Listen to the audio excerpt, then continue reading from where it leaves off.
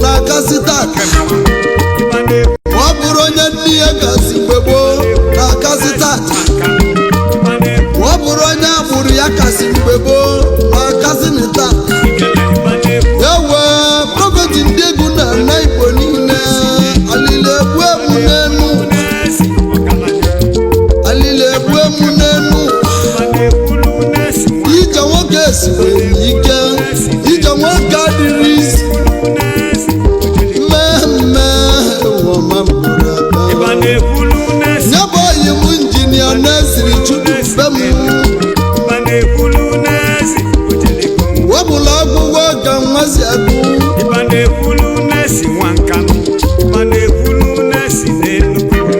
ọ bụsịrị na isiri suku wapụrụ amara onye yunivesiti dutoka ivesi wee kwuru nwa m wee kụzie si na ọnọdụ Naijiria na ọ ga-enyere ụfọdụ ya na ndị bebe ibe ọchụ onye na-enwere nna gị ikpe na ama mbosi bụrụgo onye na-enwere onye enyemaka na-ebido n'oge kwaba mba nwa m wee kụzie nne m wee gaba obi elizi nyekwa ụzọ lie nye jebe obodo oyibo lusi obodo oyibo agbalị m unu na Chukwu na-akwụ nwa mgbenye n'azụ katama nwa mgbenye kwụwakwa aka ya ọtọ nyebe oyibo wee mebe yebe ọ bụ ka ọ dị wee nweta akala aka ya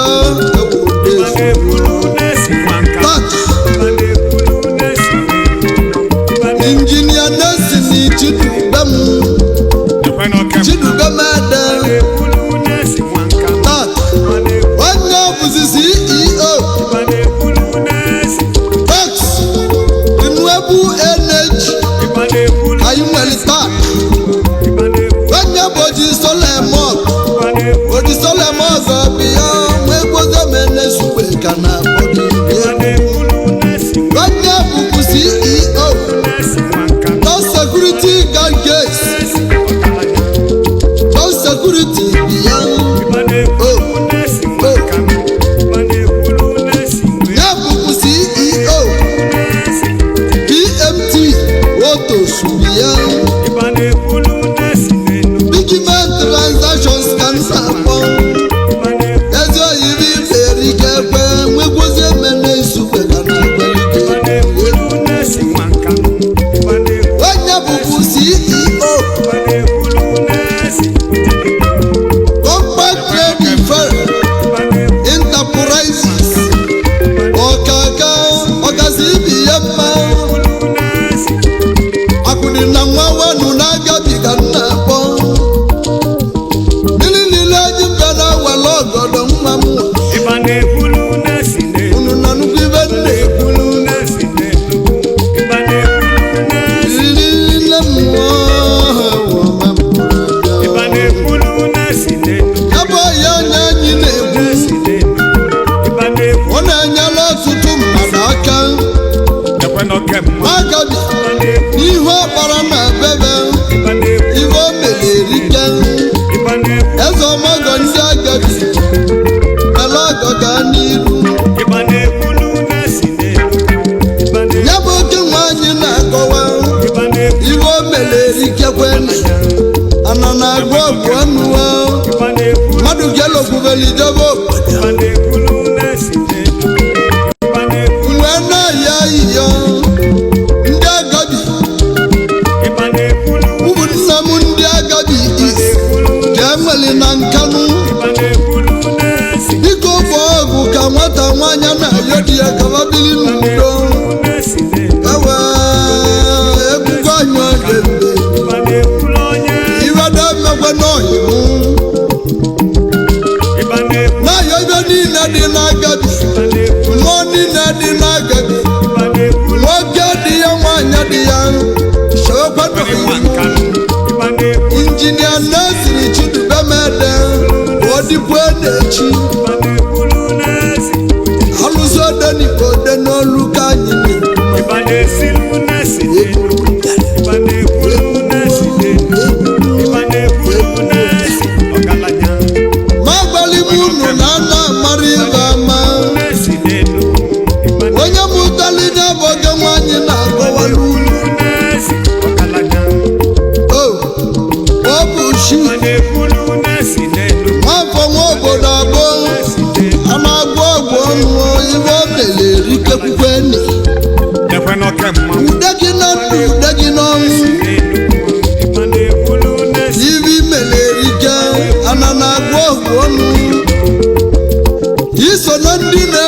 Agabi ma tata ma echi nne ya bụ nwanyị mma ihe ọmụlọlọ Mrs. ya ezinne Mrs. Rosemary Chizobede nnọchọ dịka anyị na-akpọ mama mọjọrọ na Agabi ya na-amụlọ ọmụmụ ka nne ekwe ekene nne mọjọrọ ụmụafa na Agabi ya egwugwu ịmụtali ya bụ ọkpọtọkpọ nwa anyị na-ekwu maka ya ndị na-adị gị isi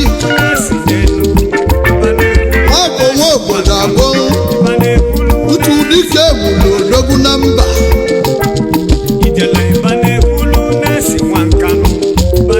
n'obodogo anyị na-etile egwu a ewe o si na ihe emego ka ọ ga-eme ọ dị na ndị Agabi emekwu ka ọ ga-emeli ya Chukwu kelu onye bụ efuzi ya agụ emeziwo igwe ọgwụ ya ga-eje na ịmụta nwanyị o wee jewe nụta ogelimala obi dị ya aba ogelimala obi dị nwanyị mma Mrs. Juliet ji nyere nwanyị mmeda dị ya lọla kwụdị na nwa ka nna akpọ Osodieme ndị Igbo ụmụ nwanyị na Canada ya nwanyị magararị ya ibi ya ogeli mali mma na ọ mụtali ya nwoke ọ mụtali ya nwanyị a na-agụrọzi ụmụ ọnụ na be ezi oyi m akụ dị na nwa na Agabi unu na nnukwu ibe nne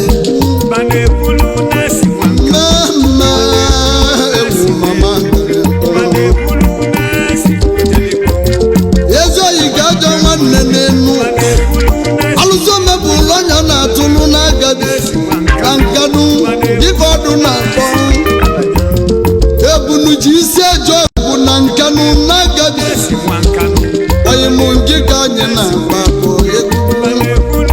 onye iwe bara na Agabi Kingdom nke dị na Nkanu East nwa m nke ka ọdụ na-akpa jisi ike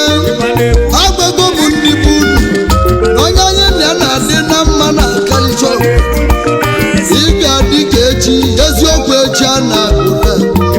gaa n'ihu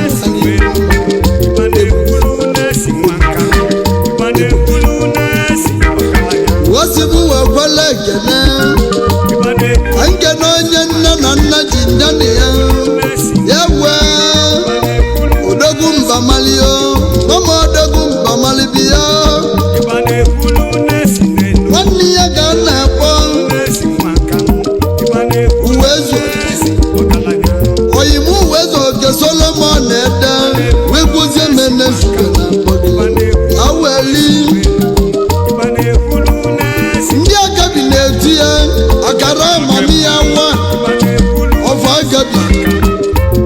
leave the guy oyimu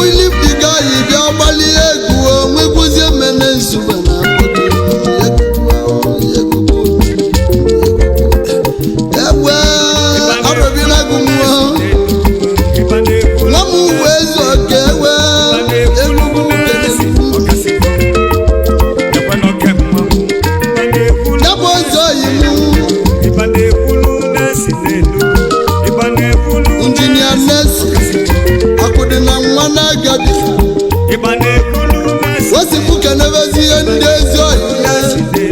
ndị kpọli ya azụ ndị bulie n'anya ọ dị mma ka ọ na-eme ochukwu nwa ogbenye na-azọ nwa ogbenye eziokwu eziokwu chọnya dị n'izuzi bana ya wee dị ya mma m onye mbizizi oyimagụ dị na nwana Agabi dị ya mma m onye mbizizi osimu kene chi Nnaemeka Justice Akọfụbana Akọfụbana wanụ n'isi kwatọ nke ka nwe guzie mene nsube na aba CEO Kilos Roads ọkasị ibi ya mma eziokwu na anyị kelele oke mmanwụ obozi na-agbala ọsọ n'isi kwatọ nwe guzie mene nsube na-ekwe osimu kenekwuwe Chidebere Oko namu Chidebere Oko wee guzie mene nsogbu ijiri ji na-eme akụkụ nwanụ n'Enugu steeti ijiri ji na-eme akụkụ n'Enugu steeti ya enu ụwa wee guzie mene nsogbu na-ekwe onye bụbu Buffalo na Nkanu oyimu Buffalo na Nkanu oke mmanwụ na-eji anwụ ya mmanwụ nke na-egwuru gị egwugwu ya bụ ya anya bụdị na mma osimu ga-enekwuwe Paris to na eze nwa nwachi na-emelụ na Nsụka ọmụ nwachi na-emelụ ibe owele ndị Igbo bi ya owele ndị Igbo niile anyị keneli gị owele bụkwa ka aga n'iru CEO Periositonu Limited bụlụ ọkasị akasị oke mma anyị na-ekwuo ewe nyaba akwụdị na nwa oyi osimu kenekwueli ya Chief Ijole Kinsele agụba ndị eze wad ọbụ ụmụ dị Igbo Amaoji kedị na na-enwe n'Enugu steeti oyimuwo nwoke nwazi nne-enwe wee bịa onye Amaoji ewe wee gozie mene nsogbu na-ekwe ekene ya bụ oyimagụ dị na nwa wa osimu kenekwu echi nwam ibe anya ugosi n'obi chukwuwa n'obi na-agụ ubi ya ugosi n'obi chukwu nwee gozie mene nsogbu na-ebele gị aka ya wee onye na-eme eme na-ebe ọbụba arụbi na-agụ n'ebe ajima dị ya egwu na-akwado ka ndị ezuwe ike ya bụ ọyị anyị akụdị na nwa nwanụ na Agabi onye na-agwa m ibe na-ekwu ma m na-ekwu n'ọnụ osimu kenekwuwe Kenechukwu Kinsili nwa m Kenechukwu Kinsili ọkụ na-ebi okwu nwanụ na-achị n'Enugu steeti onye ka a na-etukwu Jojo wee na-achị wee guzie mene nsogbu nwanna lọba n'isi kwachi egwugwu omemma ji dọbọ omemma ji ọbọ egwugwu ibe onye meli n'elu ụwa ga-ekweji nwamakụ dị na nwa nwanụ na Agabi oke mmụọ obere nwa Chukwu goziri agozi ibi ya nwa m Chukwu mali nwa mgbe